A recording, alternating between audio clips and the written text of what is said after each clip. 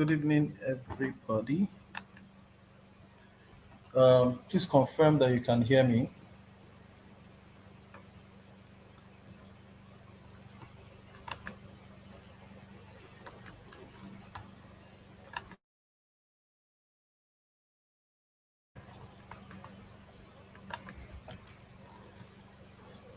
Good evening, please. Can anyone confirm? Okay, I can see that you can hear me. Great, awesome, all right, awesome. Thank you very much. So we're going to be starting shortly. Sorry for starting late.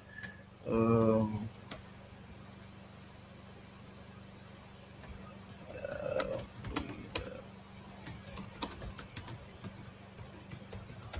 okay, so today we're going to be going straight into a practical session.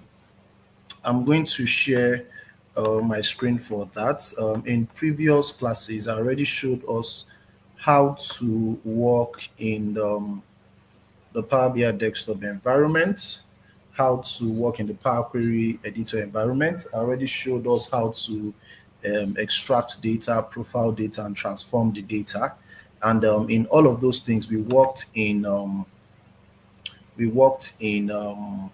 Microsoft environment. So for today, we are going to be working in our own environment. All right.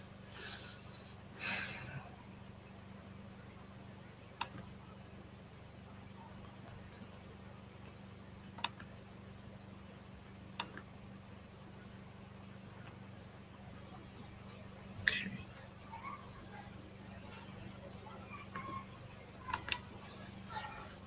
So just give me a minute. I would share my screen and then we can go straight into the demonstration.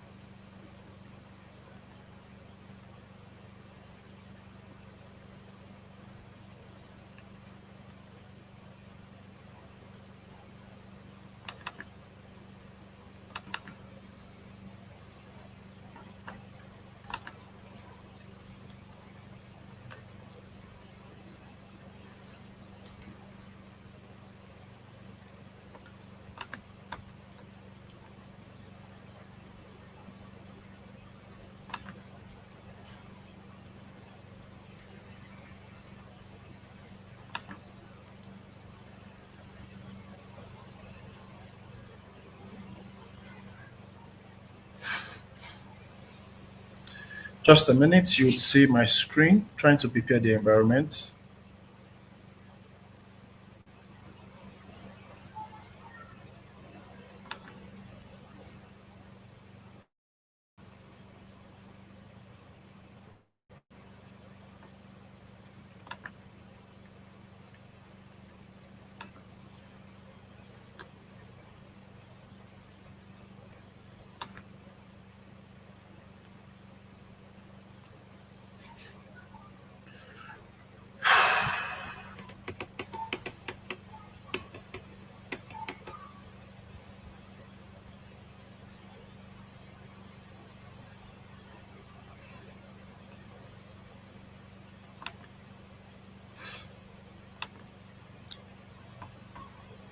Okay, so let me share this particular screen. Okay, you know what? Let's copy this guy. Confirmed cases, Control C. Let's go to our browser. On here, Control V. Okay. Interesting. Let's open this guy. Control V or confirm the parameters. Okay, so let's do this. Control C, Control A, Control V.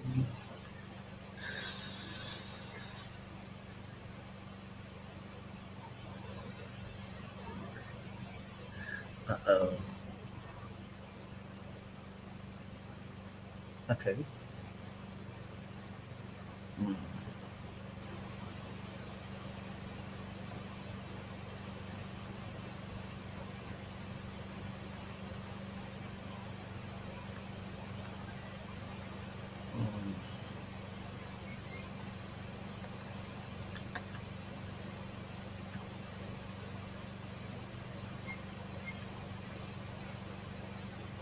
confirmed global.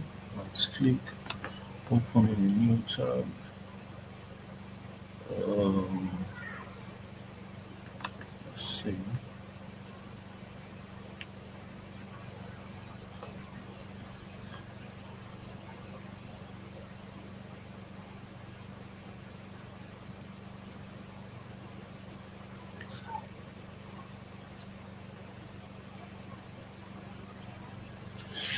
Oh, there's no data here. Okay, still loading.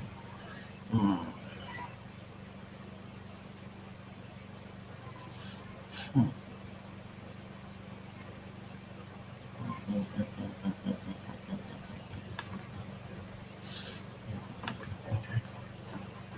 Okay, so this is for the confirmed cases.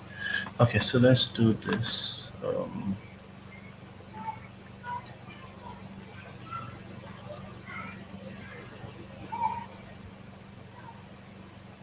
All right, so let me share my screen to show you the environment where we are going to be getting our data from. Um, this is the same as this.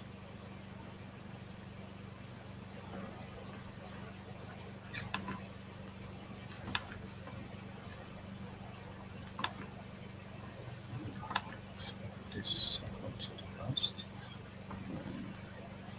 Okay, so let's share presents, share screen, uh, Chrome tab. Da, da, da, da, da, da, da, da, da. Okay, so let's see. Let's see this. Okay, um, so I'm sharing this screen. So we're going to be extracting data from. Once my screen is up, just let me know if you can see my screen. So I'm going to be extracting data from this environment. This is a GitHub environment. It's COVID-19 data. I'm sure everyone here is familiar with. Oh, it's up. Okay, great. Everybody here is familiar with COVID, right? So we are going to be extracting data from this environment. So up here, I can see data for so I can see data for confirmed cases, global data. I can see death cases, global. I can see recovered cases, global, right? So daily updates of the COVID-19 for the global data. We have a sample of that data on this repository, which is where we are going to be extracting our data from, right? So, for example, if I'm to click on this guy, global data for confirmed cases. So we have three cases that we're going to be analyzing.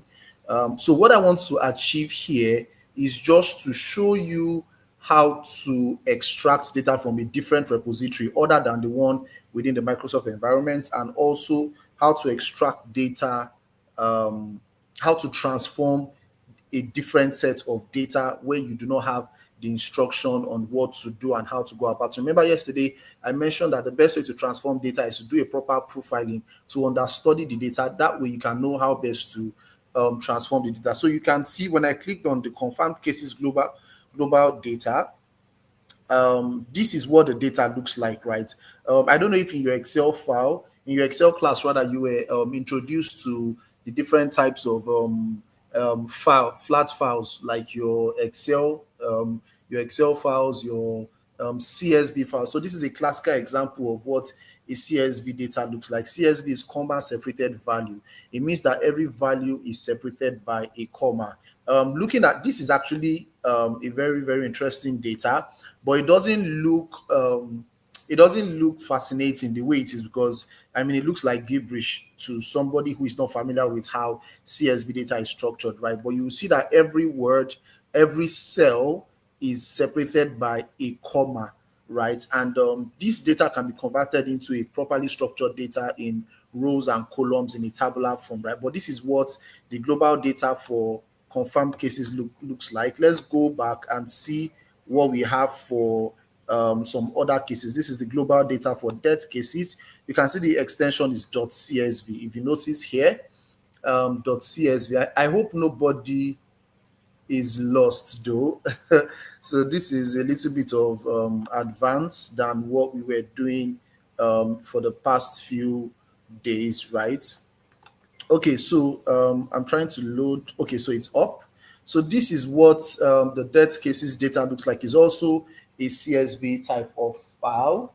Then let's go back and check so you can see. I mean, it's a whole lot of data, but there's an end to the data, right? Because I mean, COVID has ended and all of that, right? Then let's check the last one. So this is the data that we're going to be extracting and transforming. The URL to this environment will be shared with you after, not now, so that you can concentrate on what is going on. So let's just check for um, the final one. Somebody said I'm lost too. Welcome to class. You are not lost actually. Just relax. We've not done anything. I'm just walking us through the data environments we're going to be extracting data from. So this is the data for the death cases, right? It's also CSV, right? So we're going to be extracting data from this environment, right? So all I need to do is to copy the URL to this environment and then take it into Power BI, and Power BI will come to this site and extract the data for me. So that's basically what we are going to be doing. If you understand, please just drop a chat to let me know that you understand what I've just explained so far. Then we can go straight into Power BI desktop and begin our demonstration. Let me know if you understand what I've just explained.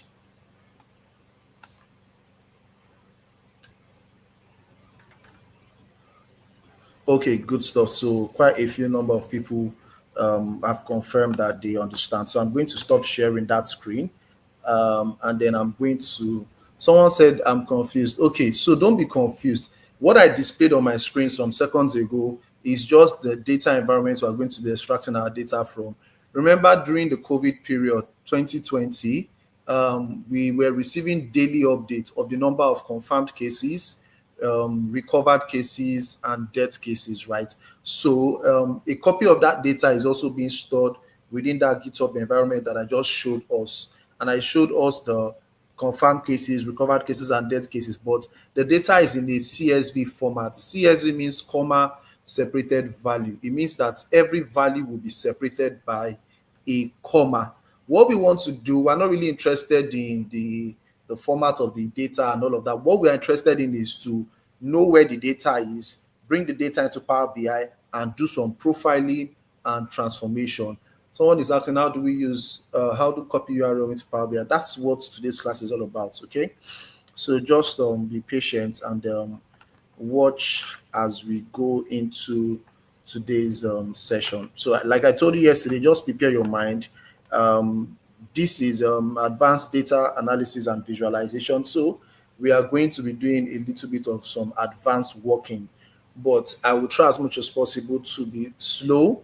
All right, for those that are beginners on the call, all right, and for those that are already intermediates, I'm sure you'll find this also more interesting and also more to your pace. But for those that are learning Power BI afresh, trust me, you can still follow through because it's also going to be very interesting to you. Someone is asking if we are in the virtual environment. No, we are not in the virtual environment. Virtual environment ended yesterday to further notice. Today we are working within our own live environment. Okay, so just hang on. I'm going to share my Power BI desktop screen. I need to be sure that everything is ready for me to share. Then we can commence. Oh boy. Okay, so let's go into that. Share screen. Share a particular window. I have quite a few of this. Why am I seeing just one? Okay. Share. Okay, so this is what my Power BI desktop looks like. Um, I'll just wait for some seconds for you to see my Power BI desktop environment.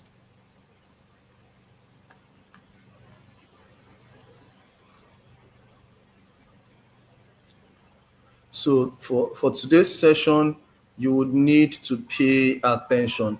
There is no lab instruction to follow. I repeat, there is no lab instruction to follow. You need to, this is you working in a live environment. This is you coming down to understand what is going on. That is why I do not share slides and URL and links and materials before the class, so that you are not tempted to practice as I'm practicing and then it's going to drag us back. Okay, so now that you can see my screen, um, so just give me a minute. Okay, so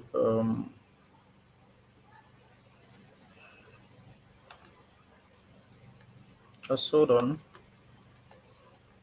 So the first thing we want to do is to try to extract our data. All right.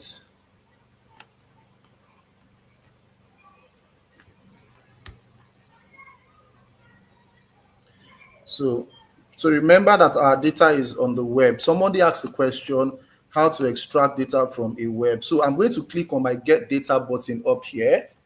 Please pay attention. Kindly zoom in on your screen. I'm not sure if I can zoom in. Let me try. So it won't zoom in the ribbon tabs. It's just the reports page that to zoom in. And since we're not building reports, there's no point in that. You can put your screen on a full screen mode, right? Or you could cast to a larger monitor or a TV. All right, so let's go again now. So I'm about to start. Please pay attention. I'm not going to be fast so that I can carry everybody along. But don't ask questions on something I literally just explained. You could just do a rewind to rewatch it if you didn't get it right, so that we can cover as much ground as possible today. The first thing I'm doing, towards the far right left side, top left side of my screen, you will see a get data button. I will click on the drop down. I won't select anything for you until you see what I'm doing and where my cursor is. Can you see the drop down? The drop down there says common data sources. Common data sources. So what I need is a web. What I need is a web, okay? What I need is a web.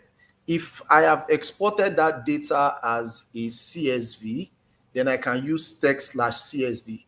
But because the data is on the web, I need to use a web connector. So for the person that was asking, this is the connector you are going to use. Are we good? Are we good? So I'm going to select this web connector, and it would open up for me, asking me to paste the URL. So I'm just going to do a control V. I'm going to do a control V to the URL. This URL will be shared with you immediately after the class. This is the URL for confirmed cases. It will be shared with you immediately after the class. So don't ask for URL in the chat window. Thank you very much. All I did was to select my web connector and paste the URL. The next thing I'm going to do is to click OK. There is nothing complicated in this. All right. There's nothing complicated in this. So I'm going to click OK. Okay, so you might not be seeing the web URL part, probably because of the way my screen is shared. I just observed that now.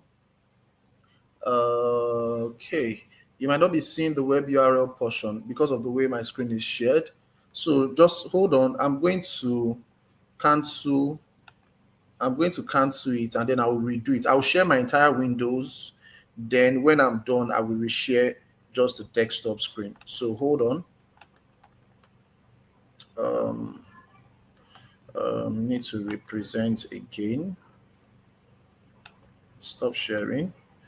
So just be patient, guys. Share window, entire screen. Okay, cancel. Before I share entire screen, can I?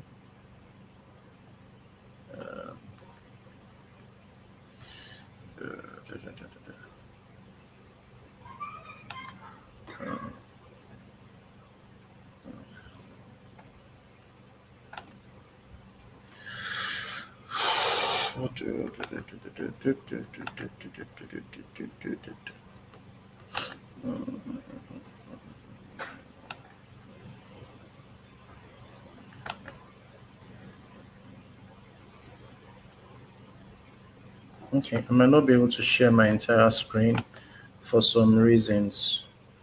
All right. So just bear with me. I might not be able to share my entire screen for some reasons. Um, yeah, this is a bit.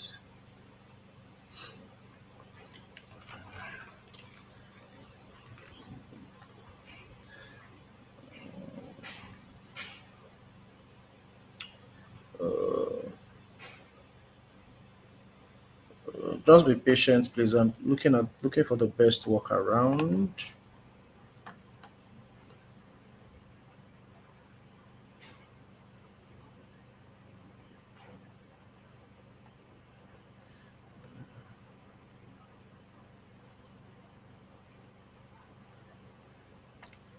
Mm,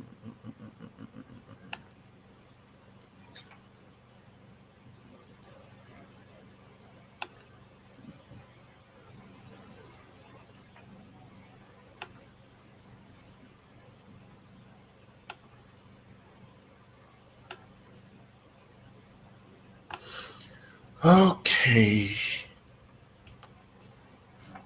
Okay, let me try. Let me just try this, right, for the sake of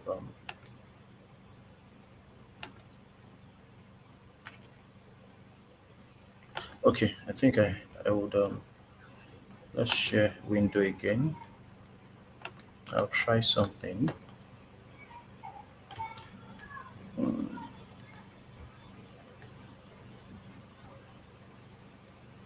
Okay, so I'm waiting for my screen to come up.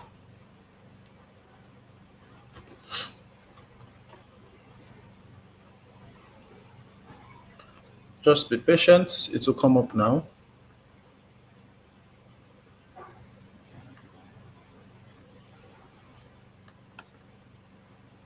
Okay, so the screen is up here. So let's try and run that again. So I'm going to click on get data.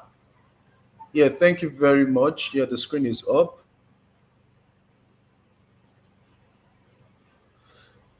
We're using basic for the person asking. Oh my goodness, you guys should just calm down. Uh, Web. So I'm going to select my web connector and then I'll paste the URL. All right. So let me see if I can share this portion of the window that is currently up. Since you can't see it, hold on. Oh, it's not possible. Okay, so it's not possible. That's fine. So when you click on that web, a pop-up is going to come up. Just paste the URL there and click OK. That's all you need to do. Just do a Control V to paste what you've copied and click OK. All right. That's all you need to do. I think I will show us another way to go about this.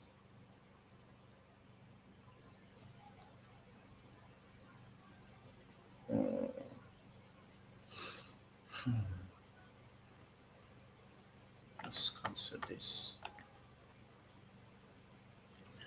Okay, so let me go through another route. All right, let me go through another route. So let's try to launch the Power Query Editor. So on my home ribbon tab, I'm going to click on transform data. Can you see my screen? Can you see transform data here on my screen? Can you see transform data up here?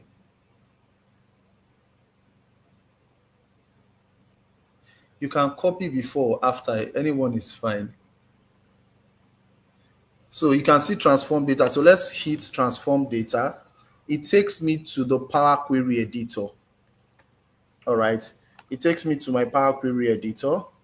Let me see if I can share that Power Query editor screen. Just hold on, because Power Query editor is a different window entirely on its own. Okay, good. Power Query editor, share, hide. All right, so you should be able to see my Power Query editor any moment from now. So since I can't show you the step of extracting the data directly from Power BI desktop, I'm going through a second route. I just thought about it now, okay? So I launched my Power Query editor. From my Power BI desktop, I just clicked on transform data, right? And then I selected transform data, and then it opens the Power Query editor for me. So I'm currently in my Power Query editor environment because I want to show you how to bring in that COVID data. So I'm waiting for the Power Query editor windows to come up. Please let me know once you can see it. Okay.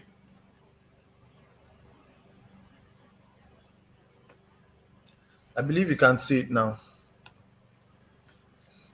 All right, great. Thank you very much. So you can see that the Power Query editor is literally blank. That's because we've not brought in any data. Ideally, we will bring in our data first, right?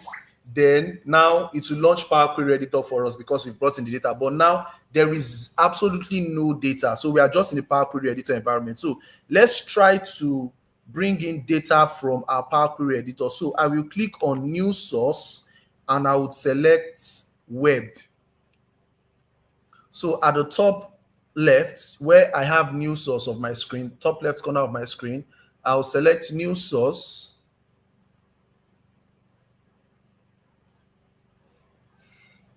And I would select web. Unfortunately, the web URL window is also not showing here. So I think I just have to proceed. But I would explain what it looks like. So it's basically just a pop-up on your screen and it's asking for a URL. So I just do a Control V to paste the URL and I'll click OK.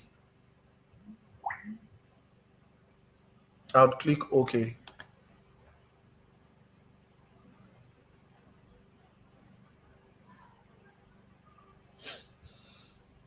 So once I click OK, I'm going to see like a what's it called? Now I'm going to see a window that says that shows me a data preview.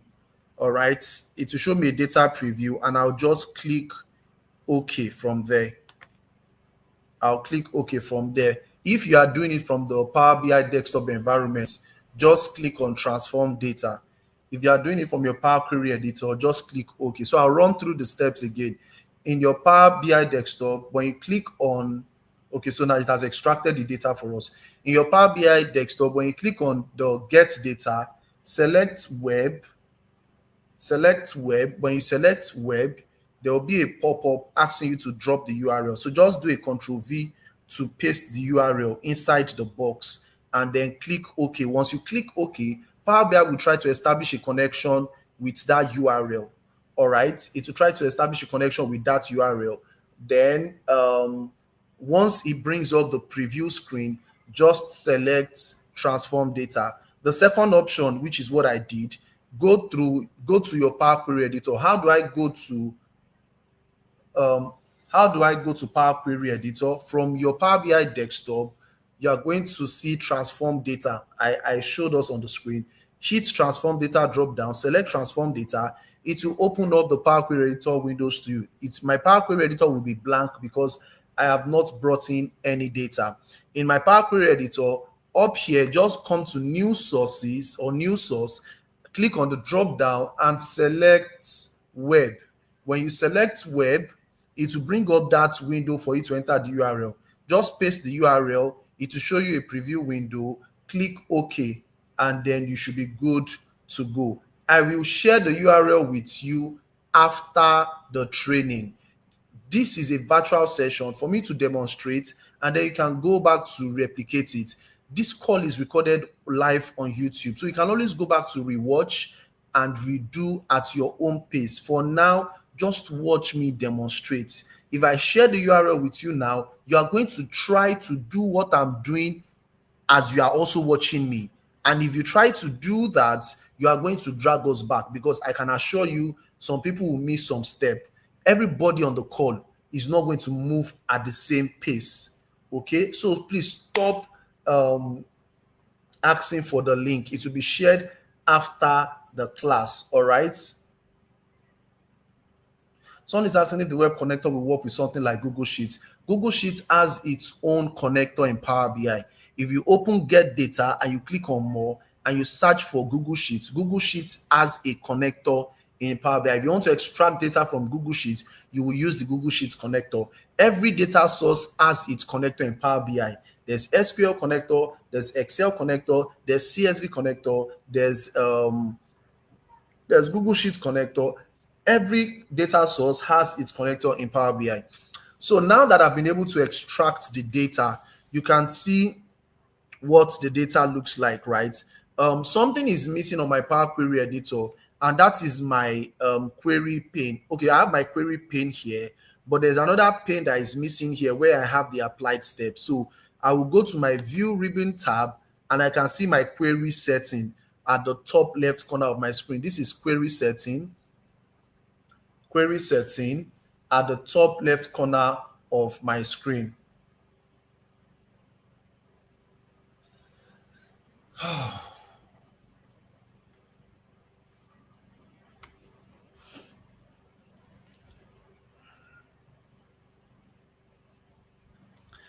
Please just give me a minute. I need to reach out to the admin to attend to all of these questions that are coming up about some people not receiving URL for the last 3 days.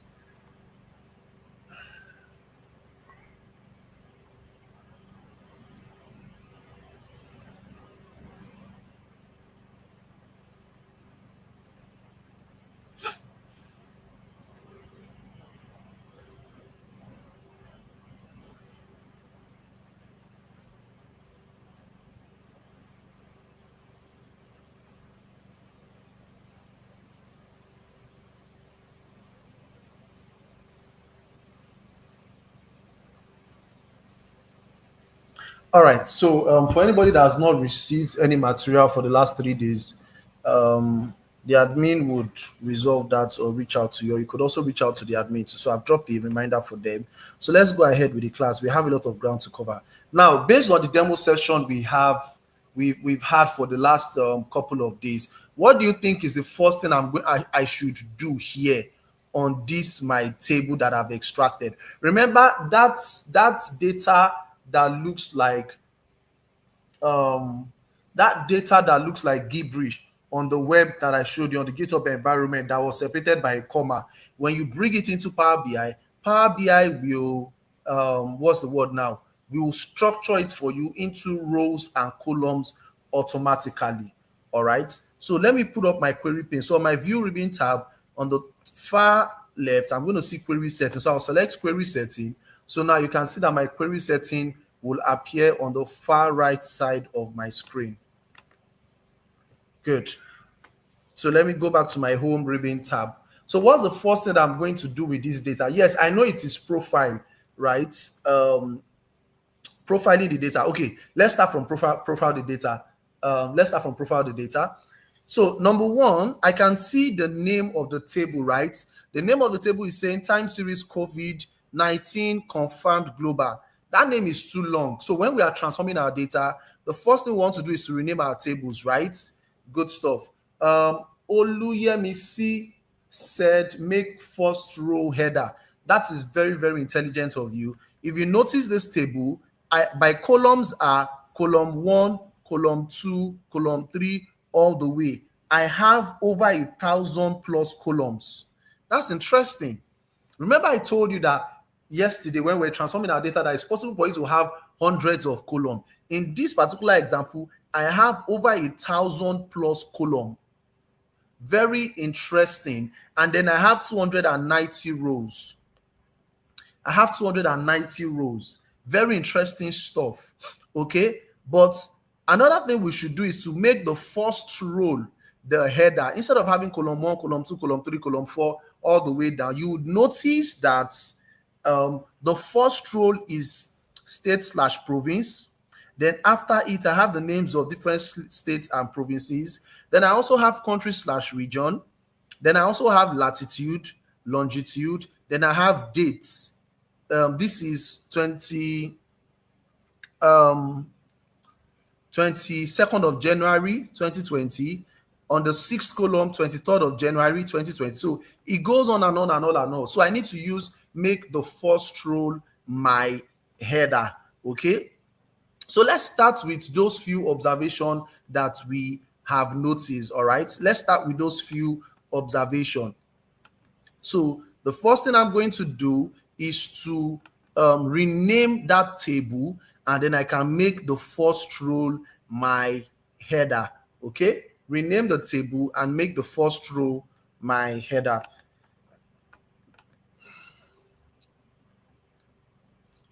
So let's do that now. So for my table, what should I call it? Since this table is the table that contains confirmed cases, let's call this table confirmed cases.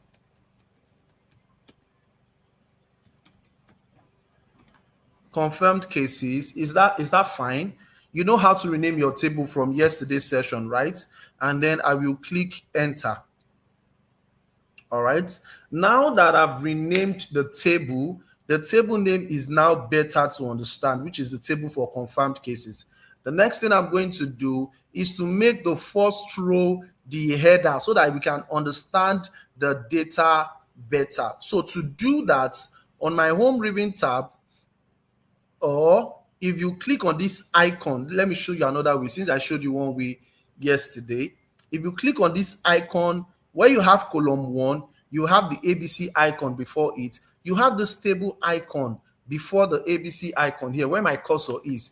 If you click on that icon, it shows you a list of options that you can apply to the entire table.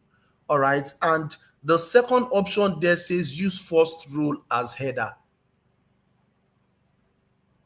The second option there says use first row as header. So that's one way to see that. The other way to make your first row as header, if you come to the far right of your screen here, where my cursor is, you would see this option here that says use first row as header. Under the transform section, not the transform ribbon tab, I'm still on the home ribbon tab. If you look at my cursor far here, can you see use first row as header? So let's just select that, and then it will make the first row the header for us.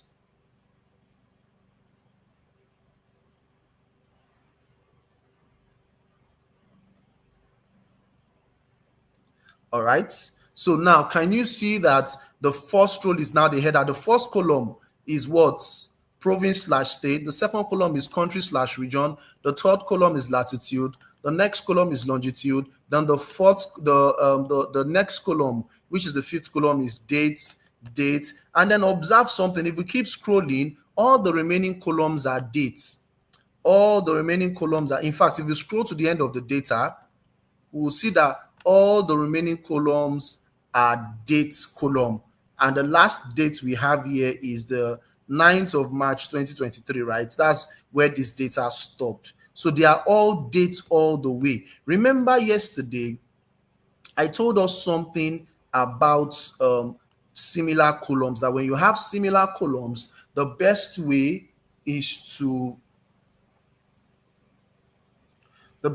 to do is to unpivot, right?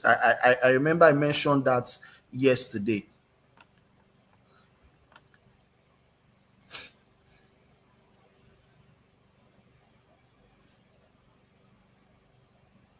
So let's go ahead to do that, okay? Now remember, this is a very, very interesting scenario. We have over 1,000 plus columns. All right, we have over 1,000 plus column. The first column is province/state. The next one is country. Then we have latitude, longitude. Then every other thing up until the last column is what? date. So instead of having your dates on individual column, because dates is similar, look at this is 22nd of January, 23rd of January, the next one is 24th of January, and it keeps going like that. So instead of having separate dates on separate column, it's better to collapse all of them in a single column, right? So all these dates, 22nd of January, 23rd of January, 24th of January, all of those dates will be in a single column. Then the value for each date, all these 000, that's the number of cases on those days, will also be in another column. Okay, so when I unpivot, the number of columns will reduce. But you know, the implication to that will be that the number of rows will now increase. I demonstrated that to us yesterday. So since I have over 1,000 plus column and I want to unpivot over 1,000 plus column, the best thing to do is to select the columns I do not want to unpivot, which is my province. Press Ctrl on the keyboard, select country, press Ctrl on the keyboard, select latitude, select longitude. So I selected the first four columns. I've selected the first four columns. I've selected the first four columns out of over 1,000 plus column. What I'm going to do now is to unpivot other column. If I right click on my column header, I'm not sure if you would see the list of options. All right, so let me look for another way to unpivot. So I'll go to my transform ribbon tab.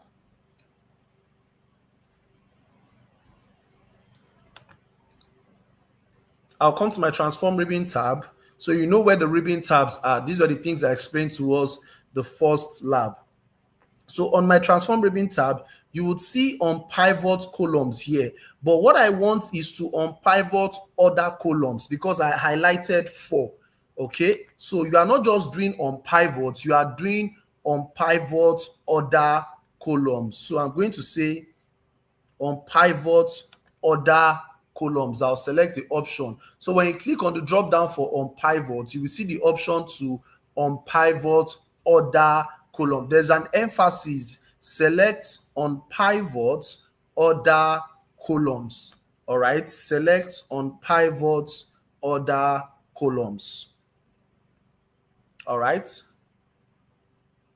So once you do that, you can see that I now have just 6 columns and over 1,000 plus rows. Please, if you understand what I've done so far, can you let me know in the chat window that you understand? I've done several things. I renamed the table to confirm cases. All right. I used the first row as header and I did unpivot other columns. Please, if you understand that, do let me know.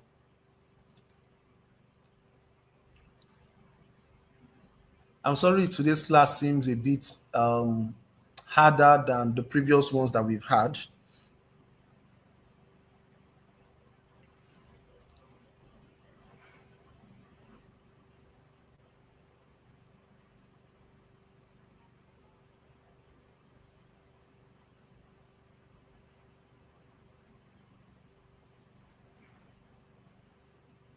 Okay, so I can see that quite a number of people understand. Someone said I should come again. So how about you just rewind the video a little bit? Okay. Yeah, to save time. All right. Just that's why it's a virtual session. So you can just rewind. You have the advantage to rewind the video a little bit. So what I did was to rename the table to confirmed cases. I used the first row as header. And because dates is over 1,000 plus columns, we did an unpivot. Can you see now that the structure of this data now makes more sense? All the dates is on the column called attribute, and the number of confirmed cases for those days are on the column called value. All right. And thank you for indicating that you understand what has been done so far.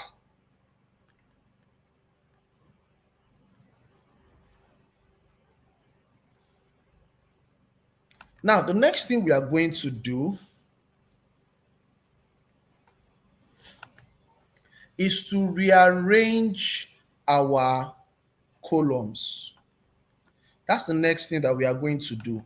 You would notice here that I have province slash states, country slash region, latitude, longitude, attribute, which is actually our dates, and then value. But I want my country to come first as the first column instead of province. All right. I want my country to come first instead of province. All I need to do is to drag and drop. All I need to do is to drag and drop. So I will select the country region, country slash region column, and I will just drag it to come before province. Just do a drag and drop. Just do a drag and drop like I just did. Do a drag and drop. Good. Just a drag and drop. Select the column header and drag and drop.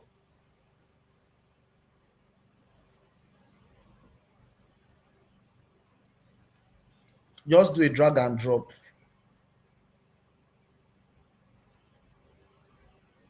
Someone is asking how I did on pivot columns. Select the first four columns, right?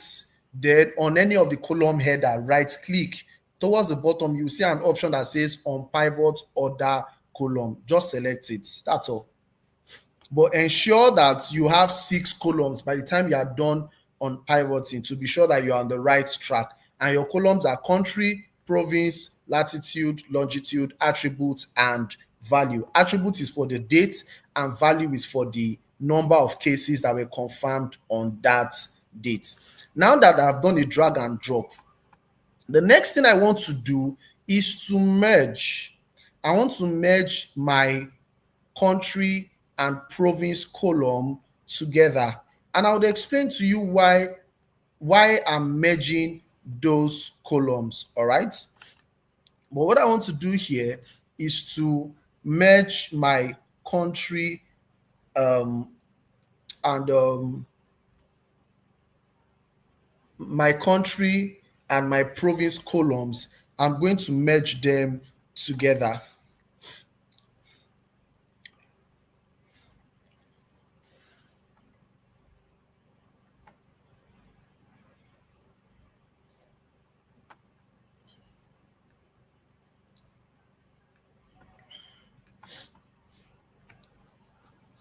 Now, let's look at it.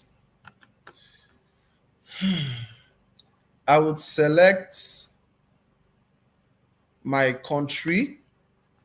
I'll press Control on my keyboard and I'll select my province.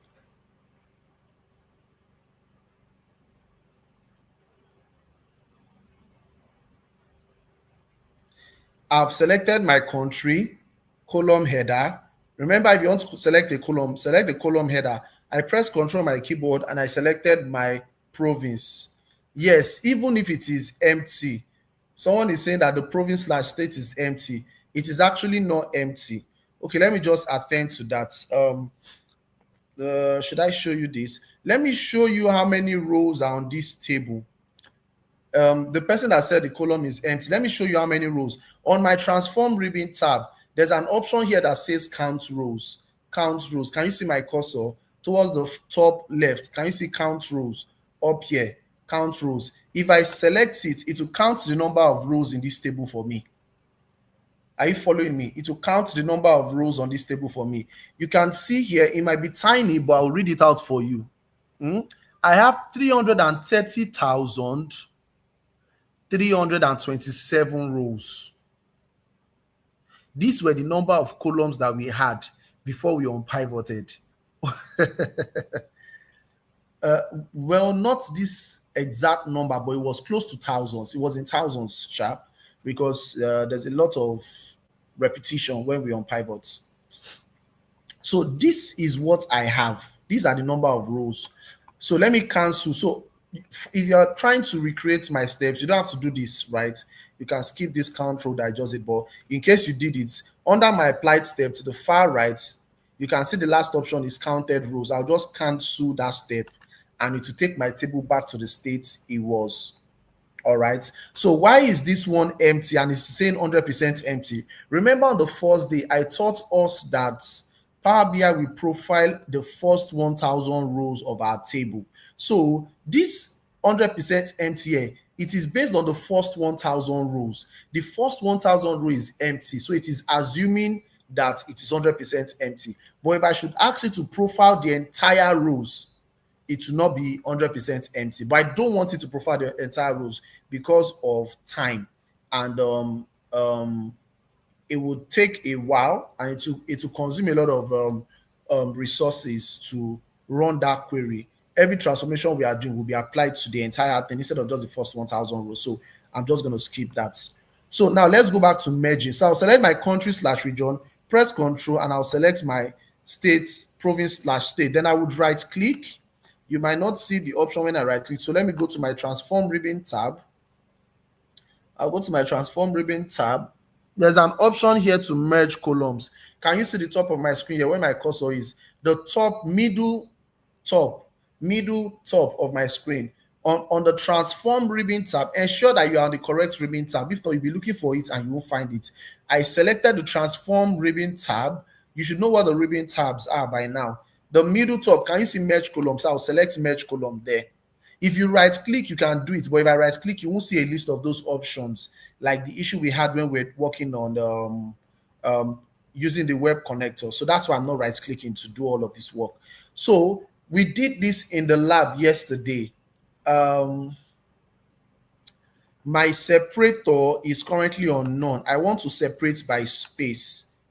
So I change the separator to space. So it will be country/region space province/state. So what is the name of the newly merged column? Let's call it our, what should we call it?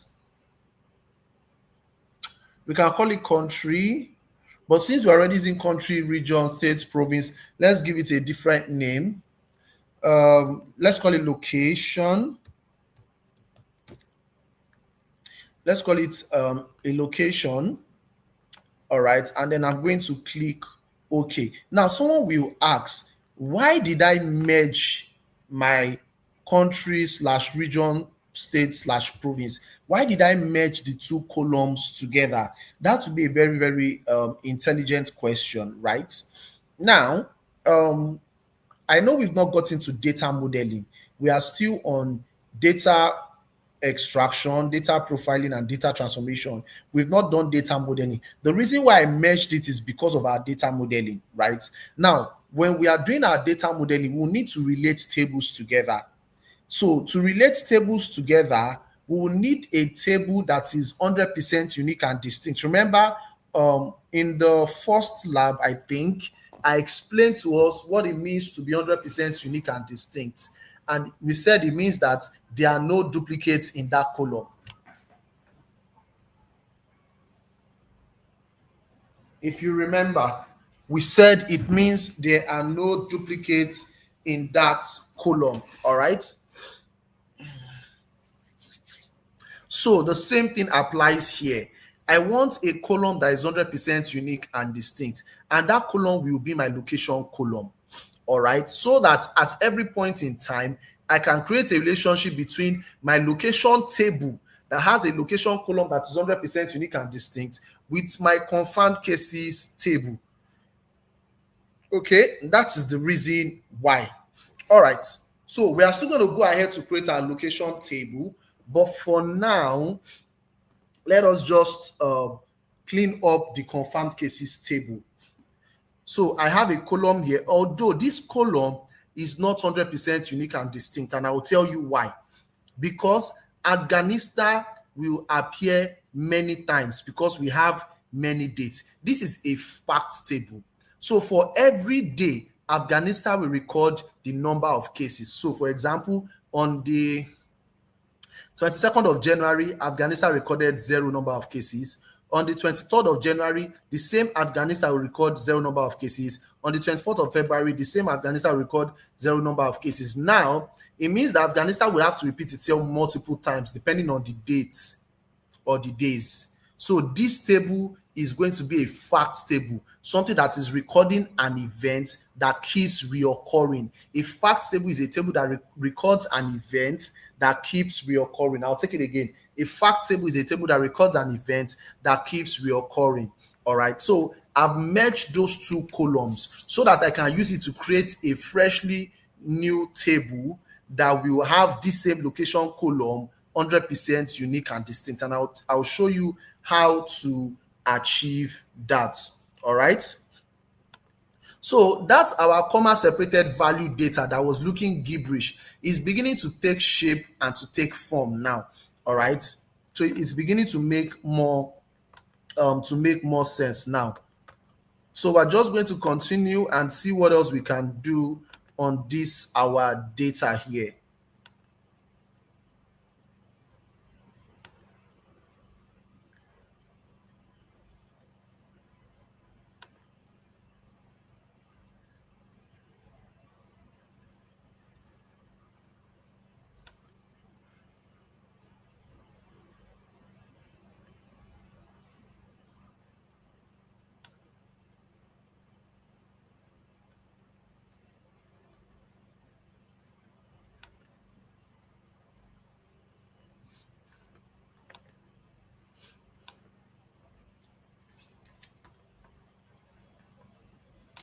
All right. Um, VAT table, VAT table. I said fact, not VAT. Maybe you didn't hear me clearly. FACT, fact. We're going to talk about it in data modeling. So let's go on. So the next thing I'm going to do here, right? These columns here, latitude and longitude. So because this is a fact table that records, if you see, the name of the table is called what? Confirmed cases. Confirmed cases, right? It means that this table is just housing the number of confirmed cases per location. These columns here, latitude and longitude, I don't need them actually. Is on the location table that I will need them, but this table is just to record the number of cases. So we are trying to make our table, the number of columns on our table, we are trying to reduce it as much as possible. All right. So I'm going to take out latitude and longitude. So the only thing I'll be left with will be my location, because I want to know the location that we are speaking to know the number of cases in that location. I will leave the dates, this attribute column, because I want to know the dates that we are looking at to do the number of cases, and then the value, the number of cases in that value. So those are the important information I need on my confirmed cases table. So to do that, I'll select my latitude column, press Ctrl on my keyboard, I'll select my longitude column, and I will remove them. Ideally, I'll just right click to remove them, but if I right click to remove them, you might not see that option. So what I would do on my transform ribbon tab, if I can't find it, I'll go to my home ribbon tab. On my home ribbon tab, can you see remove columns? Remove columns. On my home ribbon tab in the middle here, you would see remove columns. I'm going to select remove column. If you click on the drop down, you would select remove columns. Remove columns.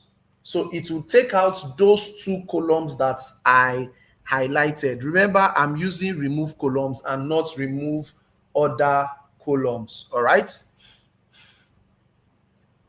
Now that I've removed columns, see what I have left. I have location, I have attributes, and I have value.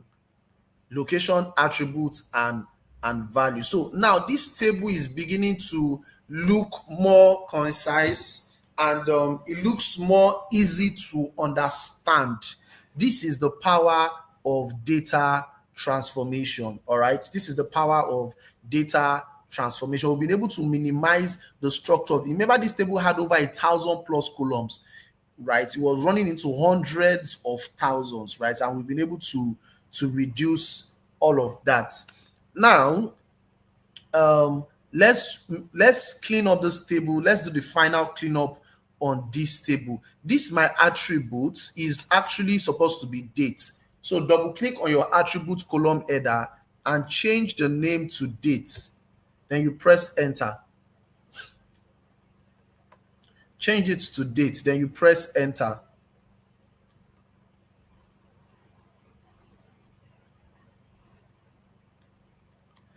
Then this my value here, double click on it and change it to cases and press enter. Now, I mentioned something to us yesterday. There's a need for consistency when you are renaming your columns and your table. Observe that my confirmed cases, the first words are capital letter. The C for confirmed is capital letter. The C for cases is capital letter. Then there's a space between them. Confirmed space cases. My location, my date, and my cases, they are also capital letter. The first word is capital letter, the other alphabets are lowercase. So there's a consistency in how I name my fields. So you also need to pay attention to that when you're also doing naming your own fields. Okay. So for now, I'm going to leave this table the way it is. For now, there's still one or two things that I need to do there. I've not worked on the data type. You would observe I've not worked on the data type, and I'll tell you why. I like to work on my data type last when I'm sure that all the necessary transformation has been acted upon. There are cases I might need to work on my data type if the data type will affect the next transformation step. Okay. For example, if I need to multiply, um let's assume that my cases here, the data type is in text ABC, right? And I need to multiply cases by 100. It won't work because you cannot multiply a text by 100. I need to convert it to numbers before I do that. So there are cases where you might need to change your data type before you can do the next step. But in this scenario, we don't have such. So let's assume that our confirmed cases table is almost complete, it's semi-finished. I'm going to pause here. Do we understand at this junction before I do for recovered cases? Remember yesterday I said I'm going to do for 2 cases and then allow you to do, or should I do for all 3? If I do for all 3, no, I'll do for just 2 and I'll allow you to do death cases on your own. That would be your assessments. Someone said it should be number of cases registered. Yeah, it's fine. I mean, cases number. I don't want the name to be too long. Do you understand? This, I believe you are referring to this column called cases. So instead of saying number of cases registered, that name will be too long. Look at our name. It's very precise. Location, date, cases, one word. The only one that has 2 words is confirmed cases. In fact, these confirmed cases, I can change it to just confirmed. All right, I can change it to just confirmed, but we can still even understand for that. But I want it to be concise. So location, date, cases, straight to the point. If I start naming the column number of registered cases or number of cases registered, it will be too long. I don't want that in my part of the things I'm doing when transforming my data is to keep everything short and simple. Remember, keep it short and simple. Now, guys, there's a lot of magic that is going on behind the scene that I've not introduced to us, right? Even when we're working within the Microsoft environment, but I will not introduce it to us today. I will introduce the magic to you tomorrow. Tomorrow, we are meeting tomorrow, right? So I would introduce it to you tomorrow. Working on the job, I've learned to apply this when I'm in some very tight cases or corners, when I'm working within the Power Query environment and I need to do some very crazy manipulation. So I go to the back end to adjust some codes at the back end and all of that, right? But I won't show us today. I'll show us straight to us tomorrow. Transformation is the same as cleaning. I'll show it to us tomorrow. All right. Yeah, so that everything doesn't look too complicated and advanced today. How do you insert additional rows? We did not insert additional rows. We did on pivots. So I believe we understand me up to this point. You all understand me up to this point. Let's go ahead and create recovered cases. Okay, recovered cases. So there is a URL for recovered cases that I'm going to use. All right, all of this URL will be shared with you, so you don't need to get worried about anything, right? I'll share everything with you. So I will go to new source and I will select web. I'll go to new source, I'll select web. I'll just paste the URL there. I'm sorry that you cannot see this web interface, right? It's because of the way my screen is being shared. All right. So once you paste the URL there, you don't need to edit anything on the URL. If you are not sure if the URL is correct, paste the URL on your browser, press enter. If it displays the page for you, then you're sure that the URL is correct. So just paste the URL the same way it is, paste it in your in the pop-up window that would appear, and click OK. It will show you a preview. Once you click OK, just click OK after seeing that preview, and then it brings the data in for you.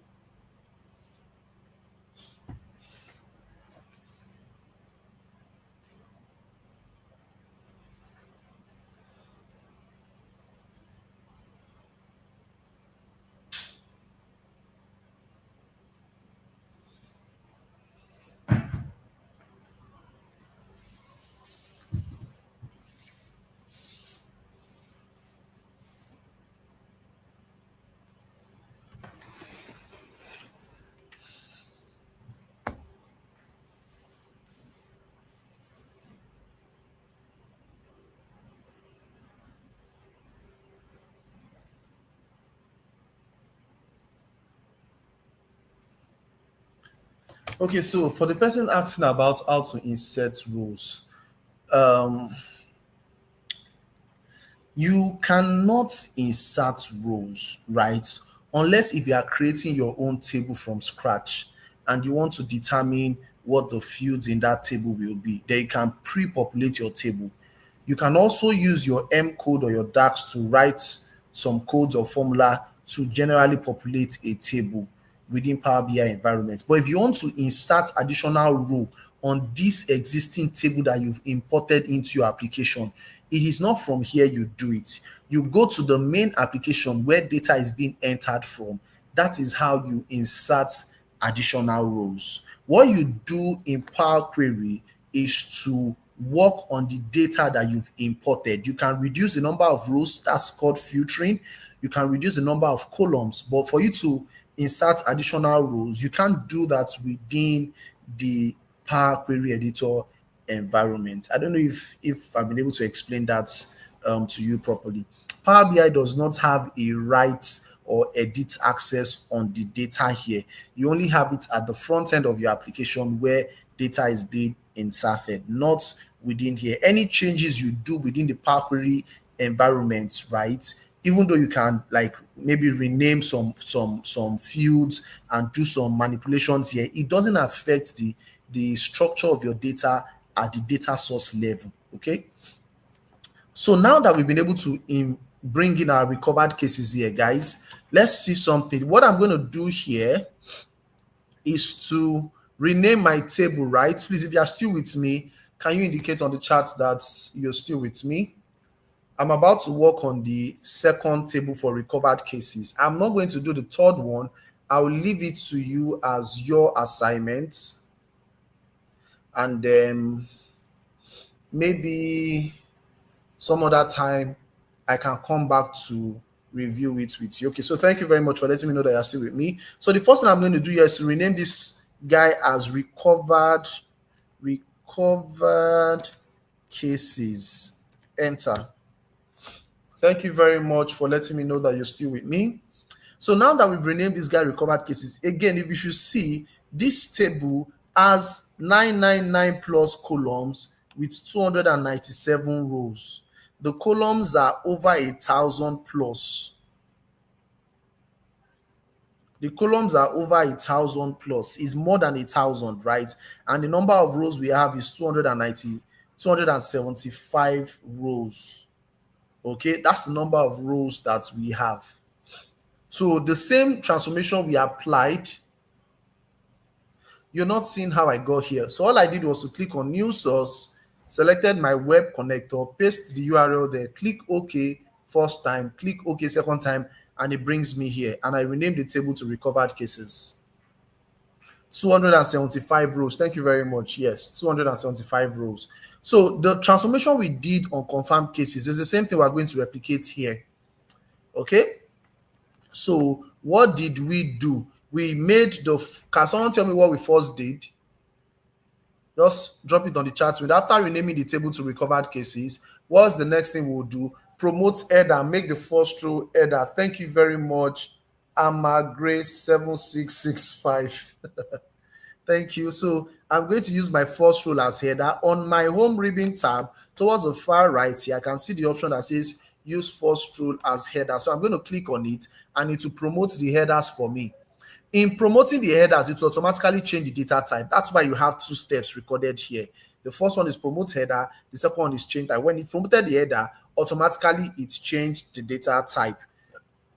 Can someone tell me the next step that we are going to do here? The next step, I've made first row header. What's the next step? So we're working on this together.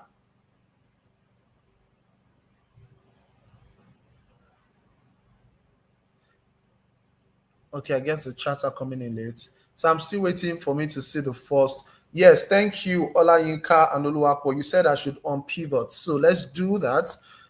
So to do that, I'm going to select the first four columns. One, press Control my keyboard, select two, press Control my keyboard, select three, press Control my keyboard, select four. Then I'm going to right click and unpivot other columns. You guys just said unpivot. Though if you use unpivot, it would give you the wrong output though. So I want to unpivot other columns. I'll go to my transform ribbon tab and I'll see the option here. Click on the drop down for unpivot columns. I will select unpivot other columns. You need to be very specific. Don't just do unpivot. If you do unpivot, it will unpivot these four columns for you, and then you will understand the state of the data. So it's unpivot other columns. That word other column is very crucial. So from over 1,000 plus columns, we've reduced our data to 6 columns. One of the goals of data transformation is to reduce the number of columns that you have. Okay. Now that thank you very much, Amma Grace, on pivot other columns. Now that we've done that, can someone tell me the next step of action, the next thing to do? So if I create a pop quiz for us and I ask you why do we unpivot, you'll be able to answer me properly. What's the next step after we unpivot is what?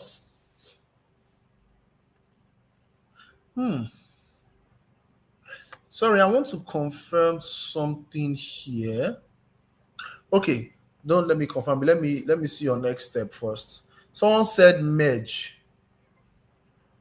Someone said rename header.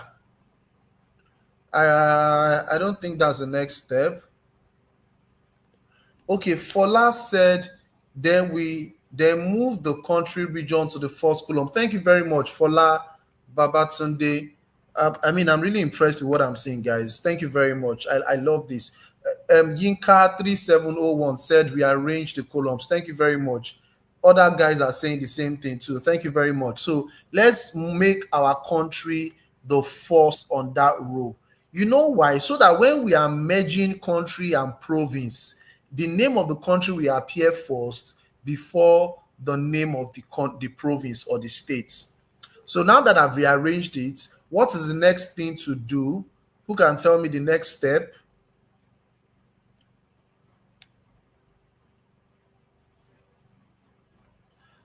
So I've rearranged my columns. Country comes first before province. What is the next step? Merge. Okay, merge. So it means that I would merge my country and my province together. So I'll select country, I'll press Control on my keyboard and I'll select province. Then I can merge them together.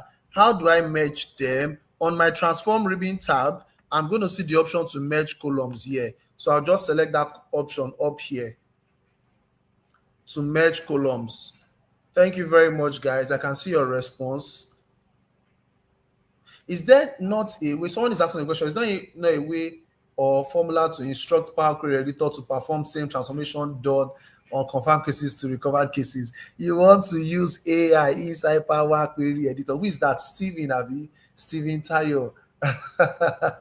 You want to use I love the way you're thinking. Steven, thumbs up for you. If this was a physical class, I'd have probably given you a gift.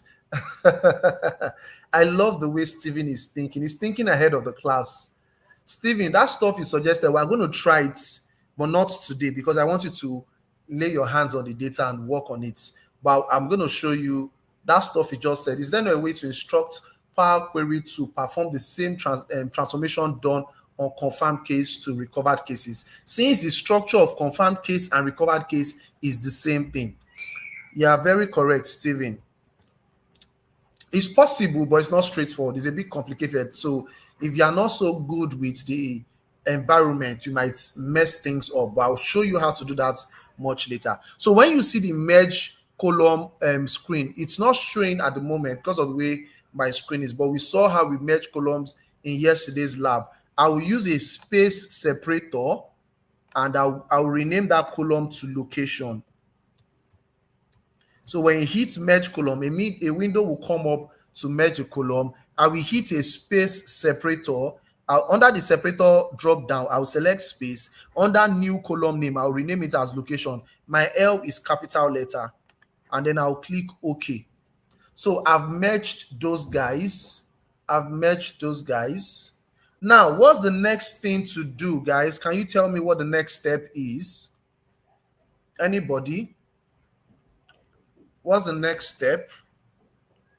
I'm really enjoying you guys' communication today. It shows that you're really following what I've been doing. What's the next step? Someone said rename. Remove latitude. Yinka 3701. Thank you. Remove latitude and longitude. So I will select latitude. I'll select longitude. I will right click and I would say remove columns. Remove columns. Remove columns. I believe we all know how to remove. If you didn't see the option when I right clicked, when you go to your home ribbon tab, once you highlight those columns, you will see the option here on your home ribbon tab in the middle section here where my cursor is. You'll see the option that allows you to remove the highlighted columns, to remove columns. So that's what I've done. Now that I've removed my column, what's the next thing to do? What's the next thing to do? Can someone tell me the final thing to do?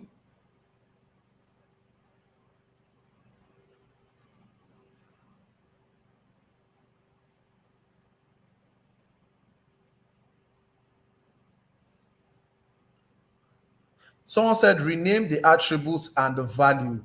Thank you very much. So let's rename attributes to what? Date, D-A-T-E, enter. And then value, we're going to call it what? Cases. Capital C, lower A-S-E-S, cases. Now, you would see that at the end of the day, we have 3 columns, 999 plus rows. It is similar to what we have for confirmed cases. Location, date, and cases. If I go to recovered cases, I have the same thing. Location, date, and cases. Location, date, and cases. Similar. So now that I've done confirmed cases and recovered cases, you guys are going to do the transformation for death cases. Somebody is saying data type. I intentionally did not change the data type.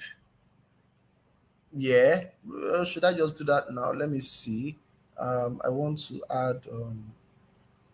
I intentionally did not change the data type. I will change the data type the next time we are working because we are not done with this. So I intentionally left the data type the way it is, although there is a need to change the data type. But for tonight, I intentionally left it the way it is. Remember I said I like changing data type as the last step, unless it is a prerequisite to the next step that needs to be implemented, okay? So I've done this number of cases, right? What is left is to, Faith is asking, can we append both? No, we cannot append. at the moment. I like the way you guys are thinking. Like some of you are not even supposed to be in this class. You're already ahead of the class. I love it. I'm loving this vibe. It means that this data set is even too simple for you guys. There, maybe I should go look for a more complex data set, right? You guys are already thinking ahead of the class. Can we append both? So you are very correct. Faith, right? I will badger. You are very correct. We can append it, but we won't do it because we've not done the transformation for debt cases. Okay, we've not done the transformation for debt cases. So when we have the transformation for debt cases, we can append all three together. All right, so that is the reason why I am not doing that at the moment. Okay, I love the way you're thinking. That's very intelligent of you. Yeah, so there's something we're going to do next. Remember I spoke about data modeling and I spoke about the location, right? I spoke about the location. So we are going to work on that now. Okay. I want to have a table that will give me a list of, I want to work on a table that will give me a list of all the, what's it called? It will give me a list of all the um, locations that we have in this data set. I want to stick with the location available in this data set such that when the location has been updated, it automatically reflects on my location table. So what I want to do now is to create a location table and it will be gotten from this data set. So I can use the recovered cases or the confirmed cases. Anyone is fine, but let's use confirmed cases. All right. I'm going to duplicate confirmed cases. So to duplicate, just right click on confirmed cases.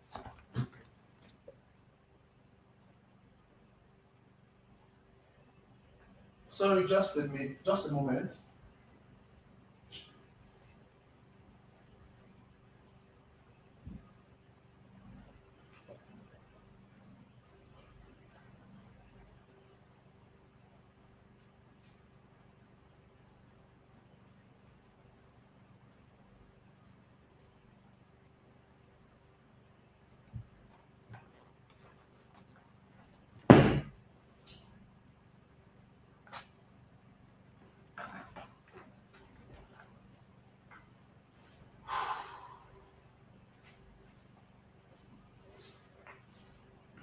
All right.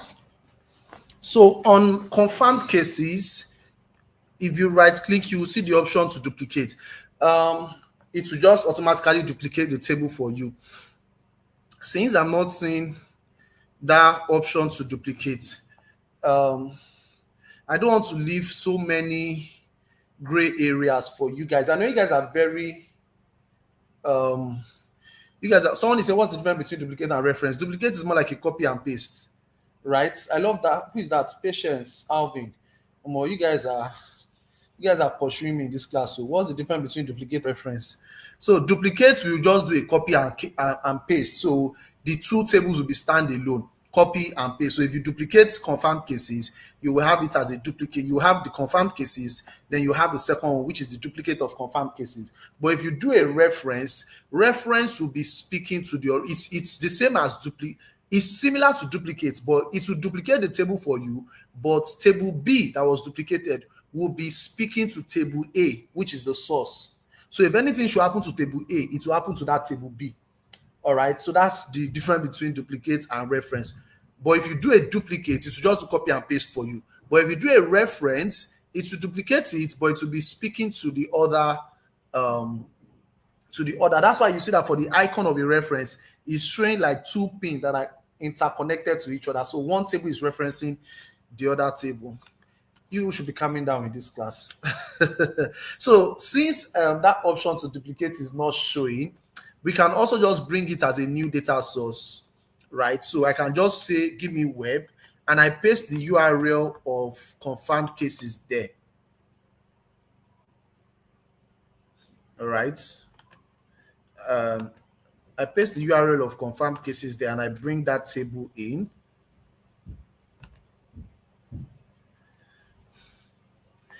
Duplicate is also fine. You can also do the duplicates, right? So, I mean, there are just different ways of doing the same thing. That's my point.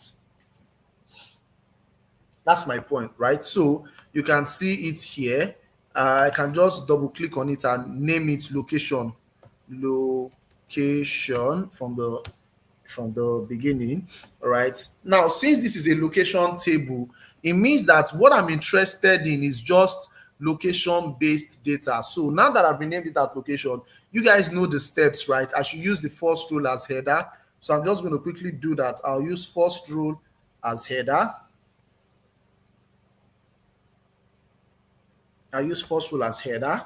Then I would select the first four columns. I'll press Control my keyboard to select province, country, latitude, and longitude, right? Because I am working with a location table, I'm interested in only location. I'm not interested in the dates and the number of cases. Those ones are none of my business. I'm interested in just location. Once I select these columns, I'm going to remove all the other 1,000 plus columns that I did not highlight. Okay, so if you come to my home ribbon tab on the top of my screen here, you will see remove columns. I'll just click on that drop down. Don't select remove column, click on the drop down of that remove column. You see that there's an arrow there that looks like a drop down button. Click on the drop down and select remove other columns. When you do that, it will keep the four columns that you highlighted and remove other columns. Thank you very much, Patience Calvin. Remove other columns. That's very, very good of you. So now that I've removed other columns, I'm left with just four columns here, and they all have to do with location. Okay, latitude and longitude are coordinates that I can plot on a map visual. Okay, that's why I'm leaving it on this table. The next thing I want to do here is to reorder this table. Make country come first so that it is country slash region. Second, province slash state. Third, latitude. Fourth, longitude, right? Now, the next thing I want to do is I'm going to duplicate these guys, the country slash region, before I merge, all right? So that, I just thought of something now. If I do this and this, then I'll still have to. Okay, so that's fine. It's fine. We're good. I was trying to see a way to reduce the steps, but it's okay. So now that I've reordered this, remember we are working with just location data here.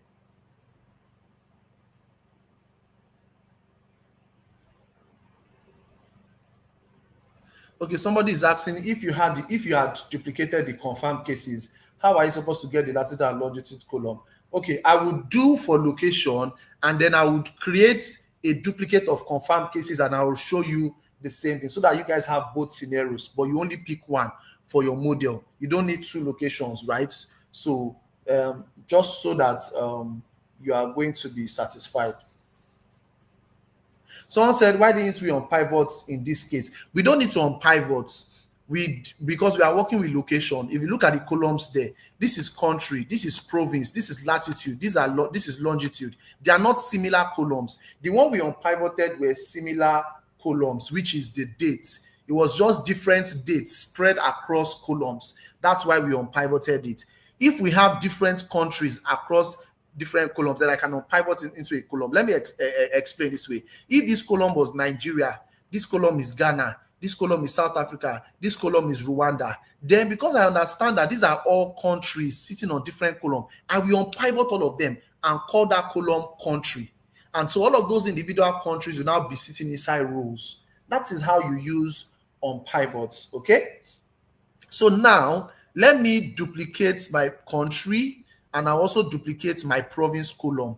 Why am I duplicating it? So that when I merge country and province, I will still have individual column that will show me the individual country and the individual province. I don't want to lose the individual country column and the individual province column. That's why I'm duplicating it. So let's start. I will duplicate country first. I would right click on country, and I will see the option to duplicate column. When you right click on the column header, you will see the option to duplicate.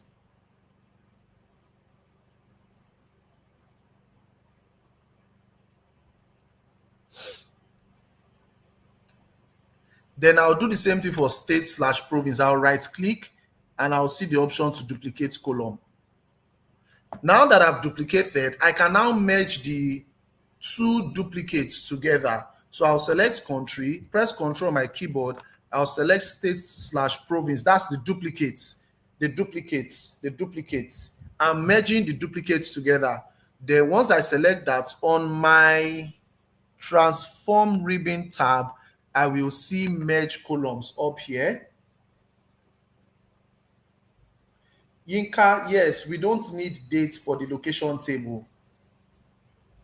Is the transformation process part of data cleaning? Transformation is data cleaning. Different nomenclatures, but same thing. So I'm going to merge the two columns together. I will use the space separator, and then I will call the newly merged column my location. My location, and I'll click OK. So I can also now reorder. So I'll make my location the first column on this table. Now, guys, I want you to watch something.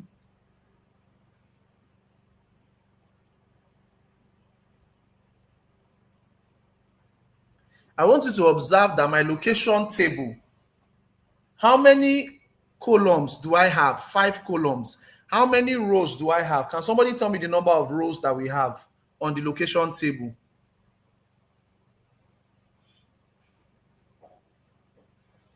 Can someone tell me the number of rows that we have on this location table? 290 what? 289. 289, 289, 289, 289. That's correct. 289. I guess because we probably can't see that bottom corner of the screen. It's probably tiny. That's why we're not sure of the precise value. 289. Now, can we check the column distribution of my location column? You will notice that it is what? It is 100% distinct and 100% unique. You will notice it is 289 distinct and 289 unique. 289 distinct, 289 unique. So it is 100% distinct and 100% unique. There are no duplicates on the location column.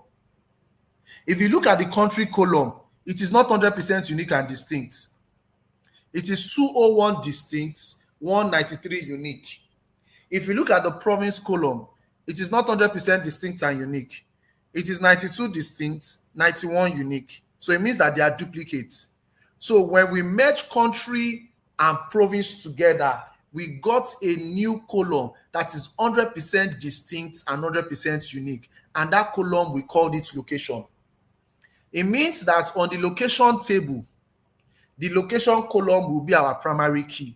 I know I've not taught us data modeling, but just hold that in one hand. The location column is 100% unique and distinct. So on the location table, it will be our primary key. It means that there are no two repeated locations on the location column. There are no duplicates. They are all unique and distinct. Okay?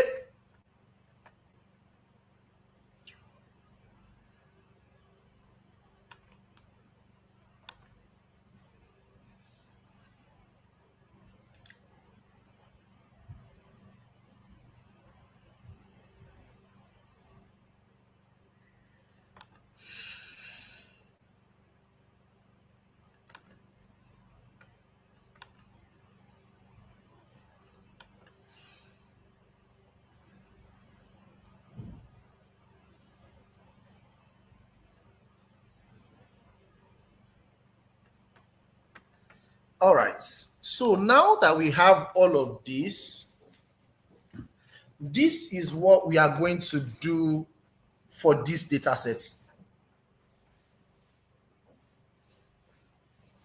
I have other data sets that speaks to other things, right? But for a robust transformation, I would like us to use this data sets, right? So this is all we are going to do, okay? We are still going to work on more data sets when we get to calculation, DAX. We're going to do time intelligence. We'll do time intelligence. I will see if we can do a little bit of accounting and financial reporting also. So I'll get more data sets that can simulate all of those things. But before we get to those complex parts, I want us to understand the basics of data transformation and ETL: extract, profile, transform, load. Then we go into data modeling. All right. Um, I'll stop here for today. There's just one more query we've not transformed, which is the debt cases. Right? We've not transformed the data for the debt cases. So I'll leave that to you as an assignment. I'm going to, this night, as this call is ending now, in fact, in less than how many minutes? In less than 10 minutes, your admin would have uploaded it to the LMS. So you are going to have access to this data, the URL, you are going to have access to it immediately this call is ending. I intentionally did not share it with you so that I can get your rapt attention. Okay. So tomorrow is Wednesday. Let me see. We are going to continue with these data sets tomorrow to do the one for debt cases, and then we'll consolidate everything together, and then we can now load it. Once we are able to load it, I will now teach you data modeling. When I teach you data modeling, let me see, should I teach you DAX after data modeling? Relationship, quick measures, new measures. Okay, I think I might teach you. If I teach you that, then you might need to do time intelligence. So we can create some calculations to generate some other tables. Okay, under data modeling, Abby. Okay, so I think I'll do that under data modeling. So this is what will happen, guys. I'll send the link to all of these materials tonight. Tomorrow, we are going to do for debt cases, because it means that I've given you 24 hours to get your data, to get your hands dirty on what we've done tonight. So we'll do debt cases tomorrow. We'll consolidate everything. Then we'll now enter data modeling. So from data modeling, I'll teach you how to create your model, how to build your model. And we might also start calculations tomorrow, DAX. It depends on the flow of the class. All right. So once we've done all of that, we will now enter visualization. That's where this COVID data, you use it to build a report. And then we're going to analyze the data, all the cases and everything. We'll do all of that. I mean, that's where we're now going into the visualization part, right? But we might not start visualization tomorrow because we need to do the remaining part of the debt cases. We need to, what's the word now? We need to consolidate them together. I need to teach you modeling. I need to teach you calculation. It is after calculation, we'll do time intelligence with some financial data. So as we are doing COVID data on one hand, we are doing some financial data on another hand. I'll teach you time intelligence with some sales data, right? Then we'll now go into our, what's it called? We'll go into our visualization. For the modeling module, we might go back to the Microsoft lab for the modeling, because Microsoft lab is very robust. If you want to understand modeling on a larger scale, on a robust scale, the Microsoft environment is perfect. If I use this COVID data for modeling, I won't touch a lot of things like hierarchies, things like quick measures, and all of that. I won't touch all of that. Things like circular relationship, things like one-to-many, many-to-many relationship. I won't touch all of that, right? So we will use the Microsoft lab for modeling. When you understand modeling on the Microsoft lab, we will now come back to the COVID data and do modeling there. We'll do financial time intelligence. Then we can go into visualization. It's a lot of work, right? But I think we still have time to cover more grounds. The modeling lab in the Microsoft environment is one of the largest lab. Let me just prepare your mind now. All right. It's one of the largest labs. So you need a lot of attention for that. Okay. So let me show you what I'm going to do to this my environment right now. I will come to my home ribbon tab, because some of you might not know how to exit the Power Query Editor environment so that you don't lose your work. Okay, the link will be shared this night. Somebody is crying on the chat. It will be shared this night. It will be uploaded to your LMS. So on my home ribbon tab, you will see this option that says close and apply. If you click on the drop down, just select close alone. It will close the Power Query Editor for you. When you select close, you can now close the Power BI desktop itself. All right. You can now close the Power BI desktop. When you close the Power BI desktop, you can save the file. You can save the file. Okay. You can save the file.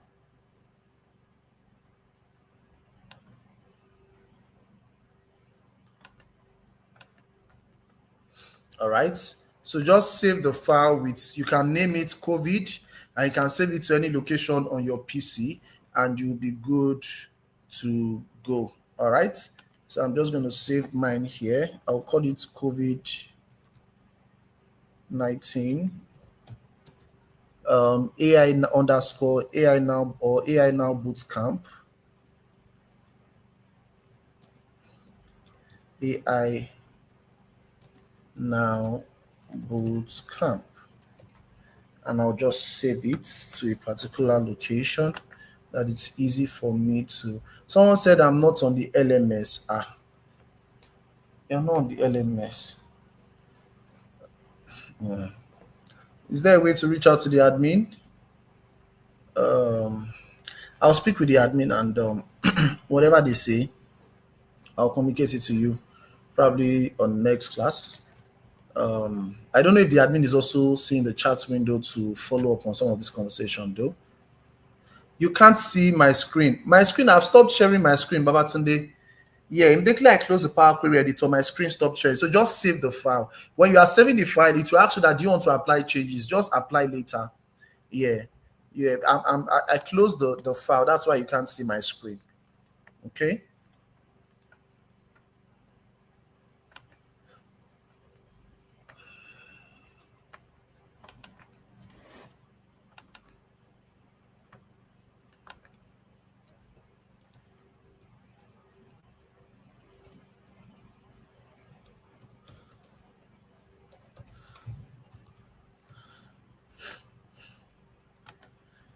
Oh boy. So if you see an option to apply or apply later, just select apply later, because you are not done with your Power Query.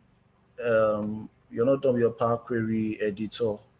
Okay. So that will be all for tonight. So you see, I didn't extend your time tonight. So thank you very much, guys. I really enjoyed working with everybody on the call. Thank you um, for following through. It was obvious that you were following through, because you could tell me the next steps to apply for the recovered cases, right? So, I mean, I really enjoyed working with you guys. So, thank you very much. I'm going to share the link. This, as I'm speaking with you, I'm already uploading it to the admin, so the admin can share with you guys on your LMS. So, thank you very much. God bless you. Do enjoy the rest of your evening, and I'll see you again tomorrow. God bless you.